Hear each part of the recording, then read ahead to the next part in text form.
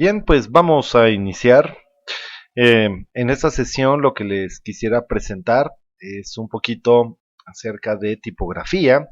Vamos entrando con otro elemento fundamental para el diseño gráfico.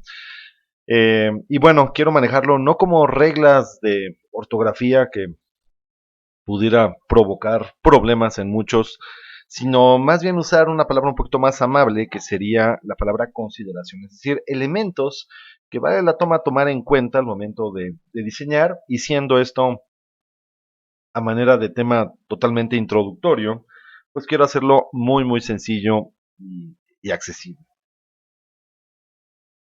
Vamos a empezar y bueno, una de las cosas que mayormente se complica uno al momento de seleccionar una fuente es que es en realidad como con un gusto determinado, es decir, cuál te gusta y no cuál se necesita. Una aproximación que quiero, pues bueno, invitarlos desde el primer día, es la cuestión más bien pensar en un estilo. Esta imagen que pongo aquí representa a su manera que en realidad las fuentes pueden ayudarnos para trabajar más bien como estilos, como si fueran qué tipo de fuente corresponde a qué tipo de personalidad canina tienen todas estas razas, y considerar, como pongo aquí, que no todas las fuentes son lo mismo. Pueden decir cosas similares, pero en el momento de su forma de expresarlo, nos dan sensaciones muy diferentes. Vamos a ver. Alguna cuestión también de una vez que vale la pena considerar que serían las diferencias entre ellas, ¿no? Porque la palabra tipografía, tipo y fuente se usa de manera indistinta, normalmente por personas que no conocen las diferencias y son tratadas como si fueran una sola. Y hay algunas diferencias importantes. Primero, la tipografía puede, vamos a decir, tomar dos acepciones, que sería el arte y técnica de crear y componer, pues vamos a decir, tipos para comunicar algo, o también se ocupa del estudio, es decir, un tipógrafo puede ya ser un creador de tipos, o también puede ser el propio estudio sobre qué es una tipografía, sobre cuál sería la forma tanto de realización como su anatomía, etcétera, ¿no? Entonces, bueno, este estudio de la tipografía, de ahí surge un poquito el conflicto, ¿no? Porque normalmente alguien dice, bueno, ¿qué tipografía quieres, no? Y bueno, más bien se refiere a algunas otras características que vamos a ver. El tipo. Los tipos son los modelos o diseños de una letra determinada. Es la forma en la que la Arial pone la letra A y se acabó. En cambio, la fuente es el estilo o apariencia de un grupo completo de caracteres, es decir, es todos juntitos, ¿no? Entonces podemos hablar entonces de fuentes que son similares por el estilo que manejan, los signos, los números pongo aquí, y tienen, vamos a decir, una familia, ¿no? Esta cuestión de las fuentes se usa sobre todo muchísimo en términos, por ejemplo, de Word, donde dices, bueno, selecciona fuente, ¿no? Y después dice, no, selecciona una tipografía. En este caso, bueno, no hay que fustigarnos demasiado, no pretendo que nunca se usen de manera indistinta los términos, pero simplemente entender que desde el ámbito del estudio tipográfico existen tales diferencias. Una de las cosas importantes, y yo creo que tendría que ser probablemente la más importante de la tipografía, o la fuente que se elija para trabajar, es que tiene que comunicar su mensaje. En cuestión de diseño no sirve un texto, y uso esa palabra con mucha responsabilidad, no sirve un texto si no es capaz de ser leído. Si un texto no es legible, no funciona. Podrá ser muy bonito, podrá tener colores muy atractivos o formas pues muy creativas, pero si no se comunica el mensaje, pierde la función total, que es la de compartir o informar, ¿no? Entonces, pues bueno, ahí no sirve si no es legible. Y la legibilidad de un texto, es decir, para pronto que se pueda leer correctamente, sin distorsión por el público al que va dirigido, ojo, sería su mayor función, ¿no? Ustedes ven aquí un par de ejemplos, ahí funciona muy bien, texto blanco sobre fondo negro, viceversa, también funciona muy bien, pero vean ustedes, Todo se redujo a los dos ejemplos anteriores al contraste. Ustedes ven esa imagen, pues obviamente si te esfuerzas puedes alcanzar a entender de qué va ese texto. Ajá. Eh, ¿Se puede leer? Pues sí, con esfuerzo, pero la cuestión es esta, el diseño, también su otra función, y la legibilidad lo demanda, hay que hacer las cosas accesibles. Por supuesto que se puede alcanzar a leer este texto, pero ¿qué necesidad tendría el usuario de atenderte si un texto no se puede leer bien? ¿No? Ahora, esto se resuelve normalmente de manera muy sencilla y es generando más contraste. Vean ustedes, no alteré ni la foto ni el propio texto. Lo único que hice es añadí esta pleca en color más opaco y lo que me brinda es un poquito de contraste. Por tanto, el contraste es fundamental si quieres que tu texto se lea. Ahora, en ese sentido, pues ustedes pueden ver aquí las dos comparaciones y todo se resuelve con el contraste, tema que ya hemos estado trabajando en estas fechas. Ahora, para clasificar la tipografía, la forma más sencilla es hablar de las fuentes que son con serifas, o también llamadas serif, y las fuentes que no tienen serifas. Explico qué es una fuente con serif. Las fuentes con serif son fuentes que tienen en los bordes, en los remates, detalles o trazos, pongo aquí, algunas como cuñas o algunas puntas o que terminan como en un bloque y vamos a decir que decoran los extremos, ¿no?, de estas letras. Eh, a pesar de que la mayoría de los textos, tú más una novela extensísima, mayormente te lo vas a encontrar en fuentes como Times New Roman, actualmente se está buscando un poquito este cambio, bueno, ya lleva un par de décadas, que en términos, y aquí nada más exclusivamente hablo de el diseño actualmente, se procura ya no usarlo para pues vamos a decirlo así, nada más para puros títulos, sino también pues vamos a usar en textos muy gruesos, porque es un texto con el que estamos muy acostumbrados a leerlo, ¿no?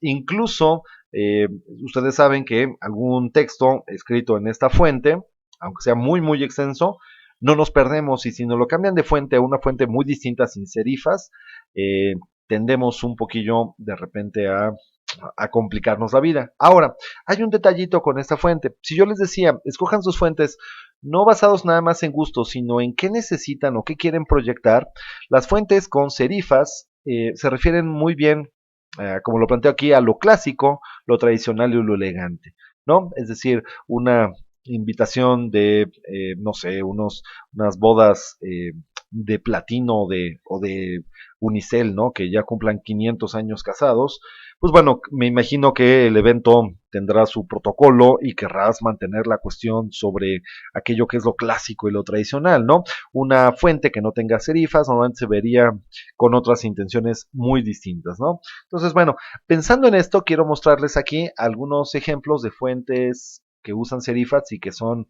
pues relativamente muy famosas. Por ejemplo, la Garamond. Esta fuente fue la fuente oficial durante muchos años de Apple, de la desarrolladora de computadoras y software. Entonces, bueno, la usaba mucho porque traía esta cuestión como hasta cierto punto la confiabilidad de lo clásico, pero con un estilo más moderno, ¿no? A pesar de que son fuentes ya muy antiguas. La Times New Roman, conocidísima, todo el mundo que haya usado Word, era una de las fuentes que venían sí o sí en tu sistema operativo. La Bodoni, una fuente también, si ustedes ven, ya más para textos cortos, pero también vean que todas estas fuentes tienen en común y eso vamos a decir, les da esta familiaridad de las serifas, estos remates, ¿no? Las letras acaban en cuñitas, acaban en estas bolitas o en estos ganchos, ¿no? La Bodoni, la Rockwell, ¿no? Vean esta fuente, que es una fuente también ya antigua y que actualmente está volviendo a usar muchísimo. Es una fuente muy de moda ahorita, ¿no? La Trajan, ¿no? Que la Trajan está basada en la tipografía que lograron extraer del Arco del Triunfo, no, perdón, uh, de un obelisco, ¿no? De una columna, perdón, sería el nombre correcto, de una columna dedicada a Trajano por la victoria contra los dacios.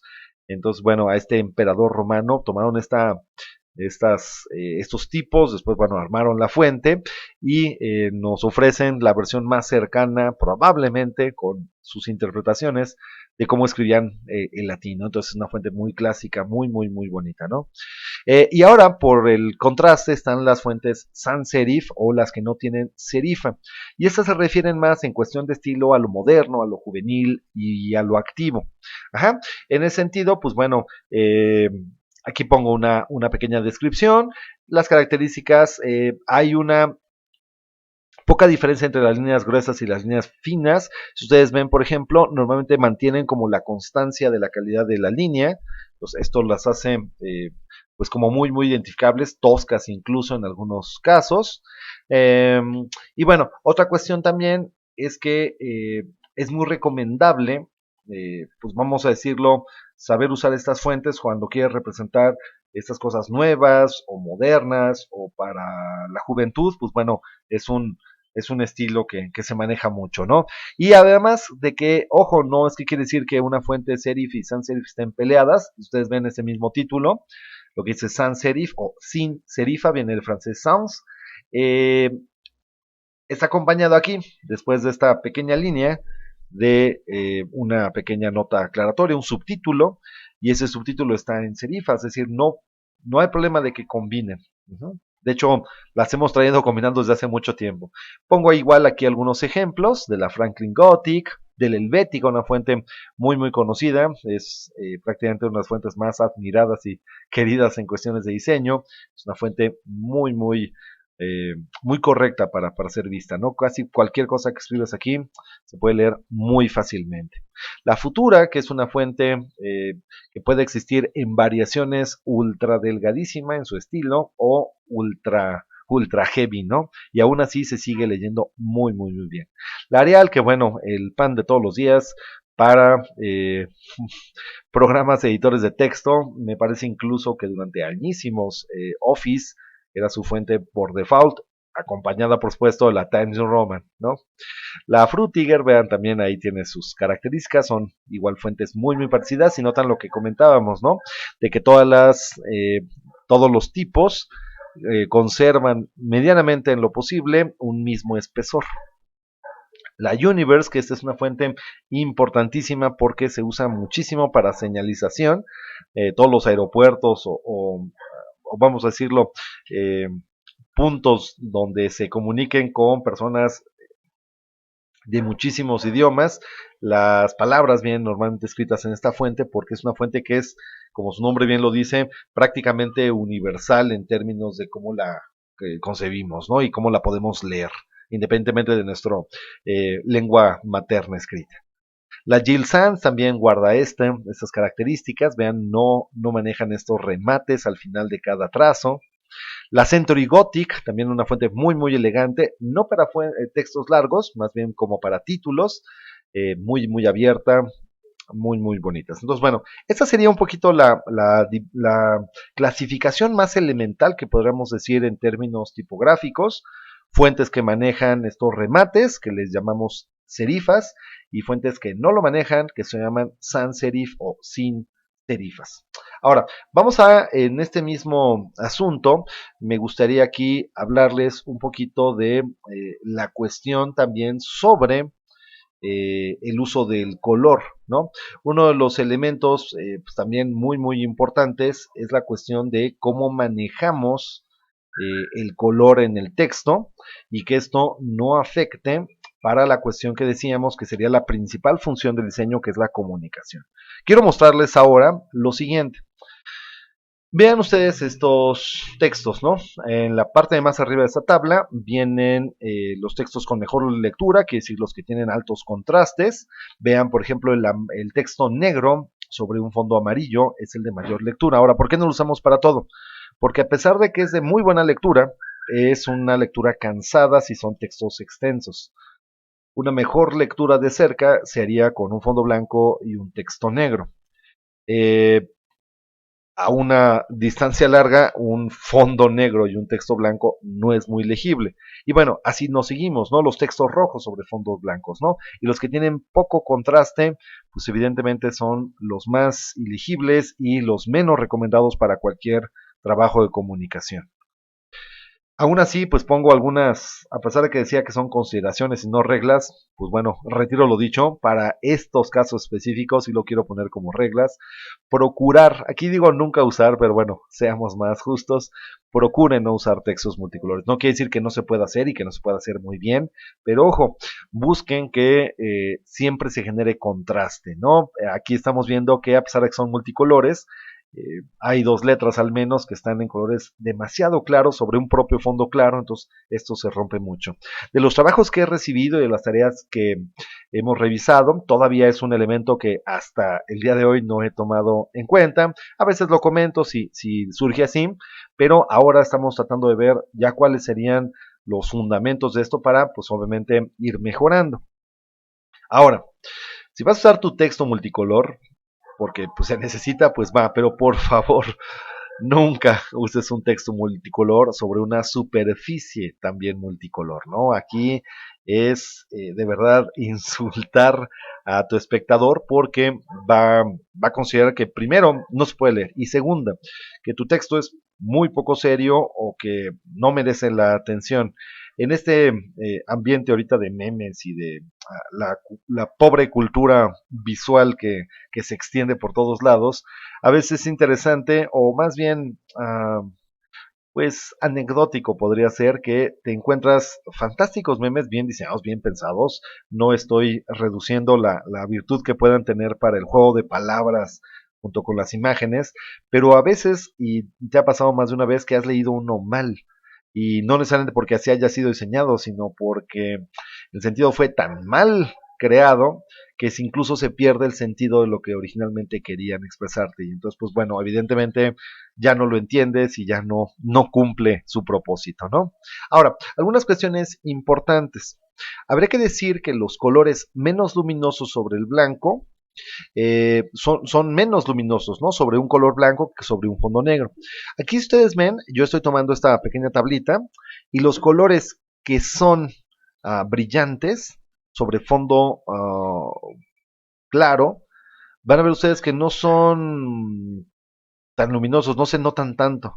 Pero si los pongo sobre fondo negro, incluso parece que hasta le subí el brillo a los colores. Y no, conservo el mismo brillo, misma intensidad del color, pero el simple hecho de que ese mismo tono yo lo ponga sobre un fondo negro hace que impacte más, brille más. Ahora, hay un libro excelente, Psicología del Color, de Eva Heller, una autora alemana que se pone incluso a medir los porcentajes de los colores más atractivos para una, para el, pues vamos a decir, para el universo que le tocó investigar, ¿no? Y es interesante, pero esto tiene que ser también una cuestión cultural.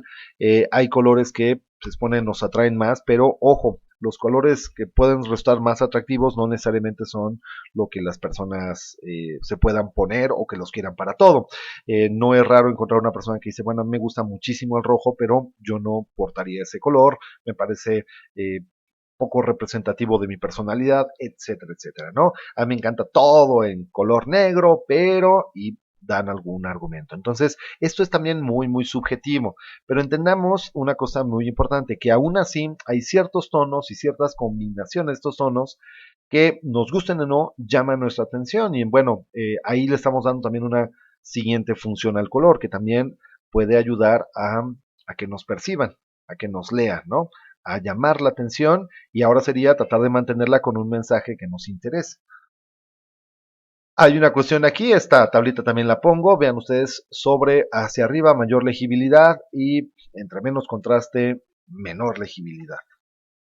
Y otro dato curioso, interesante, que los colores, si los acomodamos en barras y los ponemos verticales, las franjas verticales, si revistan a un objeto, en este caso una especie de etiqueta, pero también si nosotros lo usáramos en nuestro atuendo, las barras verticales tienden a generar la percepción de que el objeto que los porta, o la persona que pudiera portarlos, se ve mucho más delgada que si no los portara así. Si los portara horizontal, tiende a verse más ensanchado. Yo pongo aquí este ejemplo, es la misma bendita botella, no le hizo ninguna alteración, pero si ustedes ven esas mismas franjas de esa misma anchura, si están en horizontal, tiende a verse la botella del lado derecho mucho más ancha.